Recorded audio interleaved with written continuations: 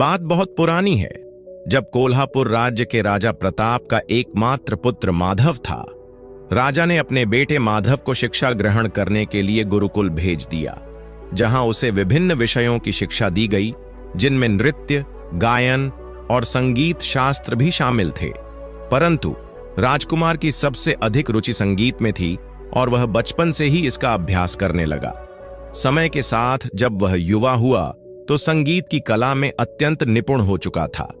युवावस्था में भी माधव अपने गुरु के आश्रम में आता जाता रहता था।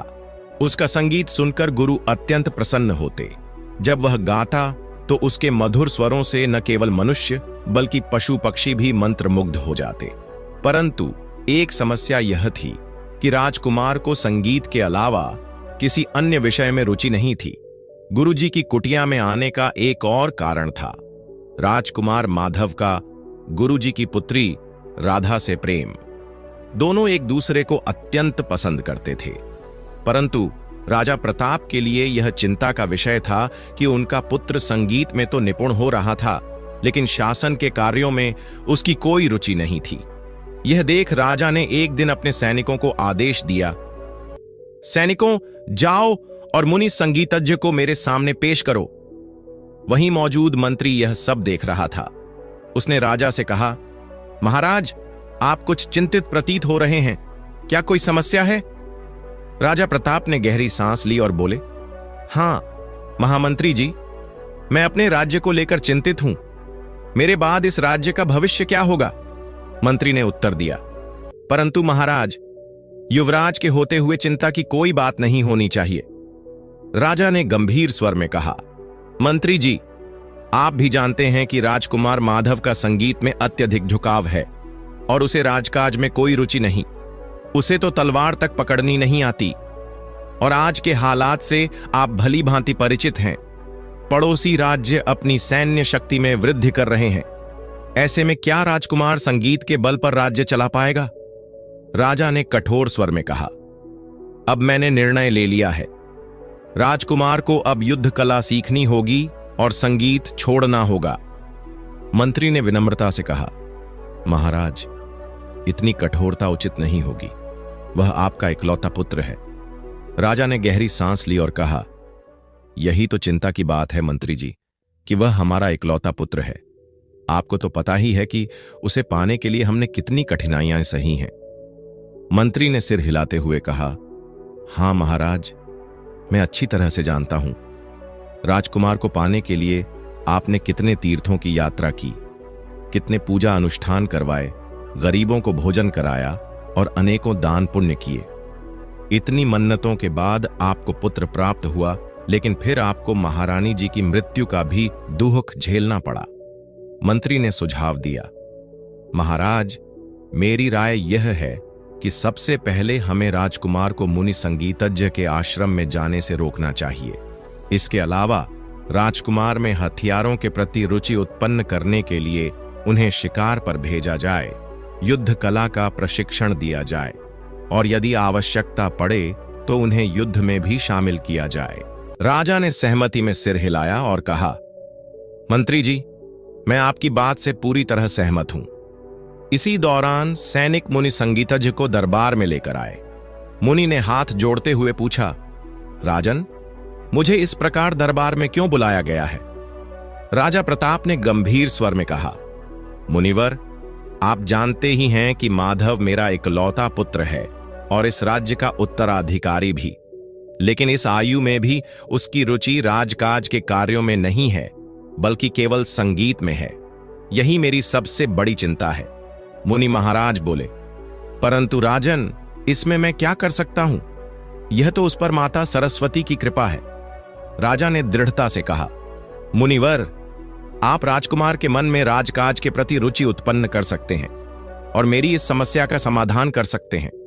मुनि ने विचारमग्न होकर पूछा, लेकिन वह कैसे राजन? राजा बोले, मैं चाहता हूं कि आप राजकुमार को संगीत से दूर कर दें। मुनि ने गहरी सांस लेते हुए कहा, यह असंभव है राजन, क्योंकि संगीत राजकुमार के प्राण हैं। उन्हें संगीत से दूर करना मानो उनके प्राण छीन लेने जैसा होगा। राजा प्रताप बोले, मुनिवर, लेकिन अपने देश की रक्षा के लिए हमें यह कार्य करना ही होगा, अन्यथा आने वाला समय हमें धिक्कारेगा कि हमने अपने राज्य को ऐसा राजा दिया जो अपनी प्रजा और राज्य की रक्षा करने में असमर्थ था। आप उसके गुरु हैं मुनिवर, आप ही उसे समझाइए कि उसे संगीत के साथ साथ राजकाज में भी रुचि लेनी चाहिए। यदि संभव हो तो उसे अपनी कुटिया से दूर रखिए। मुनि ने गंभीरता से उत्तर दिया, महाराज, मैं अपनी ओर से पूरी कोशिश करूंगा। अगले दिन जब राजकुमार माधव अपने गुरु की कुटिया में पहुंचा तो मुनि उसे समझाने लगे, युवराज, अब तुम्हें संगीत कला को छोड़कर युद्ध कला का प्रशिक्षण लेना चाहिए। यह सुनकर राजकुमार व्याकुल हो उठा और बोला, नहीं गुरुदेव, ऐसा मत कहिए। मैं संगीत को कैसे छोड़ सकता हूं? संगीत में ही मेरा जीवन बसता है। यदि आप संगीत मुझसे छीन लेंगे तो मैं जीकर भी क्या करूंगा? मुनि बोले, युवराज, जो भी वस्तु आपको आपके कर्तव्य से विमुख करे उसे त्याग देना ही श्रेयस्कर होता है, फिर चाहे वह संगीत ही क्यों न हो। तुम संगीत की लगन में यह भूल गए कि तुम एक राजकुमार हो और इस राज्य के भविष्य में राजा भी बनने वाले हो। राजकुमार माधव उदास होकर वहां से चला गया और अपनी प्रिय राधा के पास पहुंचा, लेकिन राधा ने भी उसे समझाते हुए कहा, राजकुमार, पिताजी बिल्कुल ठीक कह रहे हैं। तुम्हें अब संगीत छोड़कर युद्ध कला और राजकाज की विद्या सीखनी चाहिए। राजकुमार बोला, मगर राधा, बिना कारण किसी का खून बहाना मुझे उचित नहीं लगता। राधा ने उत्तर दिया, राजकुमार, शस्त्र केवल रक्त बहाने के लिए नहीं उठाए जाते, बल्कि अपने देश और प्रजा की रक्षा के लिए भी आवश्यक होते हैं। तुम यहां तभी आना जब युद्ध कला में पूरी तरह निपुण हो जाओगे। तुम्हें मुझे यह वचन देना होगा। राजकुमार व्याकुल होकर बोला, राधा, क्या तुम भी यही चाहती हो कि मैं तुमसे दूर रहूं? राधा ने उसकी आंखों में देखते हुए कहा, मैं तो तुम्हें देखे बिना जीवित भी नहीं रह सकती, लेकिन क्या तुम चाहते हो कि आने वाला समय मुझे दोष दे कि मेरी वजह से कोल्हापुर अपने योग्य उत्तराधिकारी से वंचित रह गया? राजकुमार गंभीरता से बोला, ठीक है राधा, अब मैं तुमसे तभी मिलूंगा जब युद्ध कला में पारंगत हो जाऊंगा और अपने राज्य की बागडोर संभालने योग्य बन जाऊंगा। राधा मुस्कुराई और बोली, रतन, मैं उस दिन का बेसब्री से इंतजार करूंगी। इसके बाद राजकुमार माधव ने पूरी लगन से युद्ध कला सीखनी शुरू कर दी। कई महीनों की कठोर साधना के बाद वह शस्त्र संचालन में निपुण हो गया। इसी दौरान एक दिन सेनापति ने राजा को सूचित किया, महाराज, पड़ोसी राज्य के सैनिक हमारी उत्तर दिशा की सीमा की ओर बढ़ रहे हैं। उन पर हमले का खतरा मंडरा रहा है। राजा ने चिंतित होकर पूछा, क्या? सेनापति, आप तुरंत जवाबी हमले की तैयारी करें। और हां, राजकुमार भी इस युद्ध में हमारे साथ जाएगा। सेनापति असमंजस में बोला, महाराज, राजकुमार अभी इतने अनुभवी नहीं हैं कि उन्हें युद्ध में भेजा जाए। राजा ने दृढ़ स्वर में कहा, सेनापति, युद्ध रोज रोज नहीं होते। यह समय है जब राजकुमार को अपनी परीक्षा देनी होगी। आप युद्ध की तैयारी करें। राजा ज्ञा पाकर सेनापति राजकुमार को लेकर युद्ध क्षेत्र में पहुंच गया। दोनों सेनाएं आमने सामने आ खड़ी हुईं। जब राधा को यह समाचार मिला कि राजकुमार युद्ध क्षेत्र में जा चुका है, तो उसने माता सरस्वती से प्रार्थना की, हे मां, कृपया इस युद्ध में राजकुमार की रक्षा करें। उधर युद्ध भूमि में राजकुमार माधव शत्रु सेना से जूझ रहा था, परंतु उसके मन में द्वंद्व चल रहा था। उफ, ये लोग कैसे एक दूसरे को गाजर मूली की तरह काट रहे हैं। इसी समय आश्रम में बैठी राधा ने माता सरस्वती की आराधना हेतु अपनी वीणा के तार छेड़ दिए। मुनि का आश्रम युद्ध भूमि से अधिक दूर नहीं था, इसलिए जब वीणा की मधुर ध्वनि गूंजने लगी तो इसकी लय युद्ध भूमि तक पहुंच गई। राजकुमार का मन वैसे भी युद्ध में नहीं लग रहा था। जब वीणा की स्वर लहरी उसके कानों तक पहुंची तो वह मंत्र मुग्ध हो गया और युद्ध से अलग होकर अपने घोड़े की दिशा उस संगीत की ओर मोड़ दी। यह देखकर सेनापति चिंतित होकर बोला, अरे, युवराज कहां जा रहे हैं? राजा ने गंभीरता से कहा, मुझे पता है कि राजकुमार कहां जा रहा है। सेनापति, तुम युद्ध क्षेत्र को संभालो, मैं अभी राजकुमार को लेकर आता हूं। राजा ने घोड़े को एड़ लगाई और राजकुमार के पीछे चल पड़ा। उधर आश्रम में राधा वीणा बजाने में तल्लीन थी। तभी घोड़ों की टापों की आवाज सुनकर उसका ध्यान भंग हुआ। उसने सोचा, अरे यह तो राजकुमार माधव के घोड़े की टापों की आवाज लग रही है। यह सोचते ही वह भीतर भागी और दरवाजा अंदर से बंद कर लिया। राजकुमार आश्रम के द्वार पर पहुंच चुका था। उसने दरवाजे पर दस्तक दी और पुकारा, राधा। राजकुमार ने आवाज लगाई, राधा, तुमने दरवाजा क्यों बंद कर लिया और वीणा बजाना क्यों बंद कर दिया? मैं तो तुम्हारी वीणा सुनने के लिए ही युद्ध भूमि से आया हूं। राजकुमार की बात सुनकर राधा को गुस्सा आ गया। उसने तीखे स्वर में कहा, राजकुमार, आप तुरंत युद्ध भूमि में वापस लौट जाइए, वरना मैं अपना मरा हुआ मुंह दिखाऊंगी। नहीं राधा, ऐसा मत कहो, राजकुमार ने विनती की। इसी दौरान गुरुदेव भी वहां आ गए। राजकुमार ने उन्हें प्रणाम किया। प्रणाम गुरुदेव। लेकिन मुनि पहले से ही क्रोधित थे। उन्होंने कठोर स्वर में कहा, मत कहो मुझे गुरुदेव, तुम्हारे इस कृत्य ने मेरा सिर शर्म से झुका दिया है। संगीत का ऐसा भी क्या दीवानापन जो तुम्हें तुम्हारे कर्तव्यों से दूर कर दे? जाओ यहां से। उसी समय राजा समरसेन भी वहां आ गए और बोले, राजकुमार, इस तरह मत करो, युद्ध भूमि ही वीरों की कर्म भूमि होती है। राजकुमार को समझाते हुए राजा उसे अपने साथ महल वापस ले गए। लेकिन राजा मन ही मन चिंतित थे। जब तक यह मुनि और राधा यहां हैं, राजकुमार का मन कभी अपने कर्तव्यों पर नहीं लगेगा। मुझे कुछ उपाय करना ही होगा। राजा के महल लौटने के कुछ समय बाद ही 2 घुड़सवार मुनि की कुटिया के पास पहुंचे। उन्होंने कुटिया में आग लगा दी और जंगल की ओर भाग निकले। कुछ ही देर में वहां सब कुछ जलकर राख हो गया। अगले दिन एक सैनिक राजा के पास आया और बोला, महाराज, शत्रु सेना ने मुनि संगीतज्ञ की कुटिया को आग लगा दी, वहां सब कुछ नष्ट हो गया। राजकुमार घबराते हुए बोला, गुरुदेव और राधा तो सुरक्षित है ना? सैनिक ने सिर झुका लिया। युवराज, वहां से राधा के कुछ गहने और शत्रु सेना के हथियार मिले हैं, लेकिन बाकी सब कुछ जलकर राख हो चुका है। राजकुमार की आंखों के सामने अंधेरा छा गया। नहीं, ये नहीं हो सकता, कहते हुए वह महल से भागकर जंगल की ओर दौड़ पड़ा। राजा ने उसे रोकने की बहुत कोशिश की, लेकिन वह नहीं रुका। जब वह घटनास्थल पर पहुंचा तो वहां का दृश्य देखकर उसके होश उड़ गए। जले हुए अवशेषों के बीच खड़ा होकर उसने भयंकर गर्जना की, हत्यारों, मैं तुम्हें जिंदा नहीं छोड़ूंगा। इतना कहते ही वह बेहोश होकर जमीन पर गिर पड़ा। राजकुमार को महल वापस ले जाया गया। राजवैद्य को बुलाया गया और उसके उपचार का प्रयास किया गया। कुछ देर बाद जब उसे होश आया तो राजा ने चिंतित स्वर में पूछा, कैसे हो बेटा?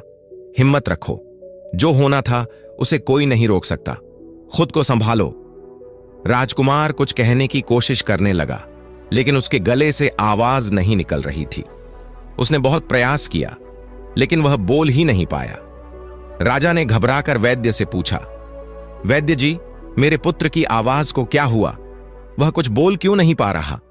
राजवैद्य ने गंभीर स्वर में कहा, महाराज, युवराज अत्यधिक मानसिक आघात और सदमे के कारण अपनी आवाज खो बैठे हैं।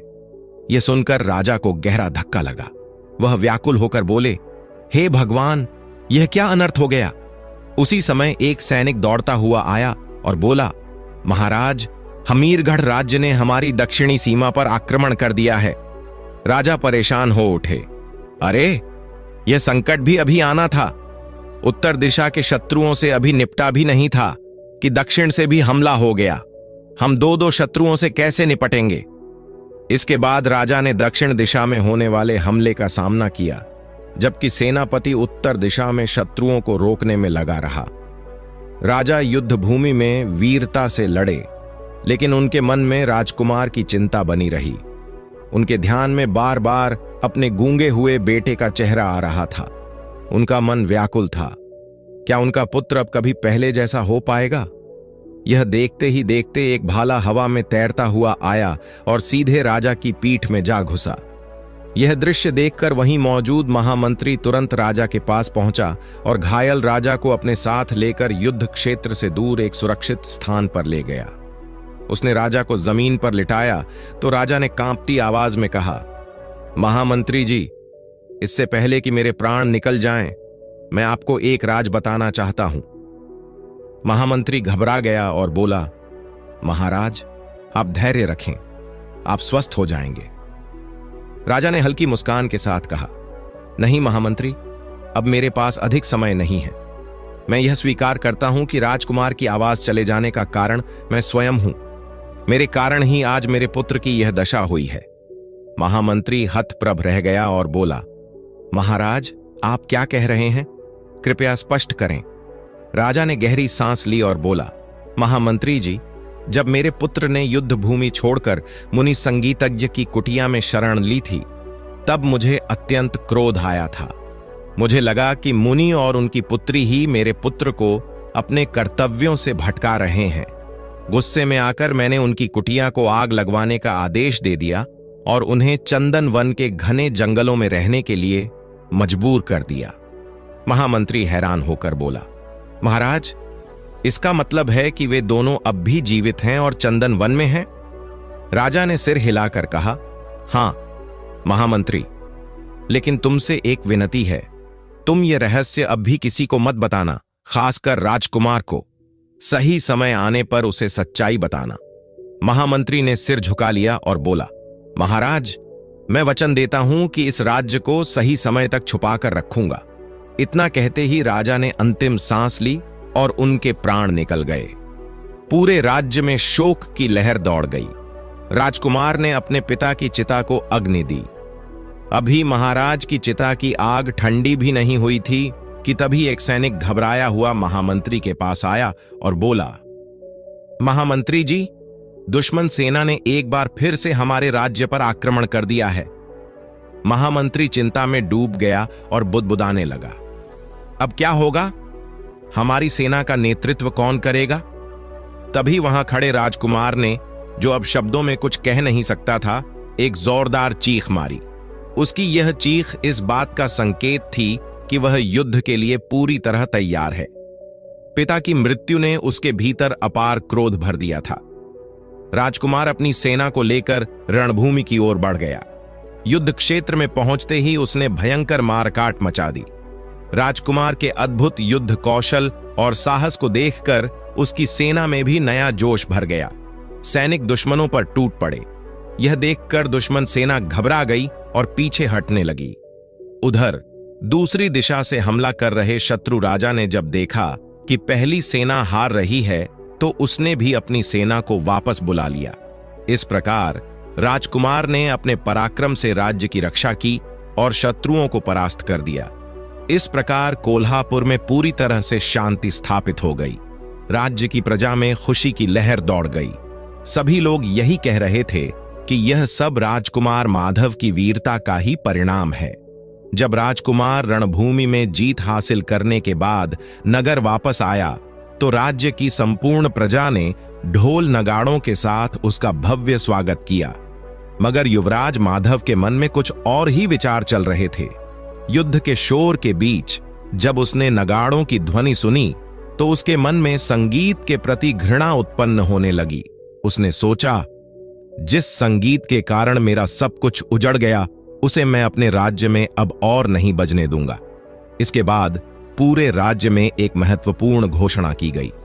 सुनो सुनो नगरवासियों, हमारे नए राजा माधव के लिखित आदेश के अनुसार राज्य में किसी भी प्रकार के संगीत और नृत्य के कार्यक्रमों पर पूर्ण रूप से प्रतिबंध लगाया जाता है। राजा का आदेश है कि कोई भी व्यक्ति इस नियम का उल्लंघन न करे, अन्यथा उसे कड़ी सजा दी जाएगी। अब राजकुमार माधव ने राज्य का शासन पूरी तरह संभाल लिया था। वह अपने आदेश लिखित रूप में देता था और जो भी बातें मंत्रियों या अन्य दरबारियों से करनी होती, उन्हें कागज पर लिखकर ही देता। लेकिन इस घटना के बाद राजकुमार के स्वभाव में भारी परिवर्तन आ चुका था। अब वह पहले जैसा दयालु और न्यायप्रिय राजकुमार नहीं रहा, बल्कि एक क्रूर और निर्दयी शासक बन चुका था। उसके मन में बस एक ही विचार गूंजता रहता, जिन लोगों ने मेरा जीवन तबाह किया, मैं उन्हें खून के आंसू रुलाऊंगा। अपने दुश्मनों से प्रतिशोध लेने के बावजूद माधव शांत नहीं बैठा। उसकी युद्ध पिपासा बढ़ती ही जा रही थी। उसके भीतर अब क्रूरता घर कर चुकी थी। एक दिन एक सैनिक राजकुमार माधव के पास आकर बोला, महाराज, विजयनगर के राजा ने हमारे आदेश को मानने से इनकार कर दिया है, जिसमें कहा गया था कि उसके राज्य में भी संगीत और नृत्य पर प्रतिबंध लगाया जाए। यह सुनते ही माधव ने तुरंत एक लिखित आदेश दिया। उस राजा की इतनी हिम्मत कि वह हमारा आदेश मानने से इनकार करे। तुरंत विजयनगर पर आक्रमण की तैयारी करो। अब जो राजकुमार माधव कभी संगीत और नृत्य का रसिया था, वह तलवार और रक्तपात का दीवाना बन चुका था। क्रूरता तो जैसे उसके जीवन का अभिन्न अंग बन गई थी और संगीत से उसे घृणा हो गई थी। उसकी क्रूरता का तांडव चारों दिशाओं में गूंज रहा था। पड़ोसी राज्यों में उसका आतंक इस कदर फैल चुका था कि वहां के राजा भी भयभीत होकर अपने अपने राज्यों में संगीत पर रोक लगा चुके थे। यहां तक कि माधव के अपने राज्य में भी लोग भय और असंतोष में जी रहे थे। इसी राज्य में एक दिन दो व्यक्तियों के बीच बातचीत हो रही थी। पहला व्यक्ति बोला, क्या बात है भाई, तुम्हारे घर पोते का जन्म हुआ है, फिर भी कोई गीत संगीत सुनाई नहीं दे रहा। दूसरा व्यक्ति घबराकर बोला, तुम्हें हमारे महाराज के आदेश का पता नहीं है क्या? ऐसी गलती करके मुझे अपनी जान नहीं गंवानी। संगीत, नृत्य और प्रेम भाव के बिना जैसे जीवन की सारी खुशियां ही समाप्त हो गई थीं। माधव की यह क्रूरता केवल पड़ोसी राज्यों तक ही सीमित नहीं थी, बल्कि उसके अपने राज्य में भी दहशत फैल चुकी थी। अब न तो पनघट पर पनिहारियों की मधुर ध्वनि सुनाई देती थी, न ही किसी उत्सव की चहल पहल। त्योहारों की खुशियां भी जैसे कहीं गुम हो गई थीं। जो लोग पहले प्रेम पूर्वक मिलते थे, वे अब एक दूसरे से कटे कटे रहने लगे थे। माधव जब भी नगर की सड़कों से गुजरता, उसे केवल भयभीत और मुरझाए हुए चेहरे ही नजर आते। यह स्थिति अब अत्यधिक चिंताजनक हो चुकी थी। एक ओर पड़ोसी राज्यों से उसकी बढ़ती दुश्मनी, तो दूसरी ओर अपने ही राज्य में प्रेम और भाईचारे का लोप। यह सब प्रजा के लिए कष्टदायक बन गया था। यहां तक कि माधव की सेना में भी असंतोष फैलने लगा था। सैनिक आपस में चर्चा करते, ना जाने हमें यह युद्ध कब तक झेलने पड़ेंगे। अगर ऐसा ही चलता रहा तो प्रेम और मित्रता की भावना तो इस दुनिया से ही समाप्त हो जाएगी। जब से हमारे महाराज की मृत्यु हुई है, तब से राजकुमार को कभी हंसते हुए नहीं देखा। ऐसा लगता है जैसे उनकी खुशियों को ग्रहण लग गया है। मैं तो माता सरस्वती से प्रार्थना करता हूं कि वह हमारे राजकुमार को उनकी आवाज लौटा दे, ताकि सब कुछ फिर से पहले जैसा खुशहाल हो सके। राज्य की इस स्थिति को देखकर सबसे अधिक चिंता महामंत्री राम सिंह को थी। वह मन ही मन सोचने लगे, राजकुमार माधव के स्वभाव में ऐसा परिवर्तन आएगा, यह तो हमारे स्वर्गीय महाराज ने भी कभी नहीं सोचा था। ना जाने कब तक राजकुमार माधव यूं भीतर ही भीतर घुटते रहेंगे। बस अब और नहीं, इस राज्य की भलाई के लिए मुझे संगीत पर लगे इस प्रतिबंध को तोड़ना ही होगा। किसी भी तरह, किसी भी कीमत पर मुझे संगीत को वापस लाना ही होगा। इसका बस एक ही उपाय है, सिर्फ एक ही उपाय। महामंत्री राम सिंह ने मन ही मन सोचा और अपने निर्णय को अमल में लाने के लिए वहां से निकल पड़े। अगली ही सुबह जैसे कोई चमत्कार हो गया। राजमहल और उसके आसपास के वातावरण में संगीत के मधुर स्वर गूंज उठे।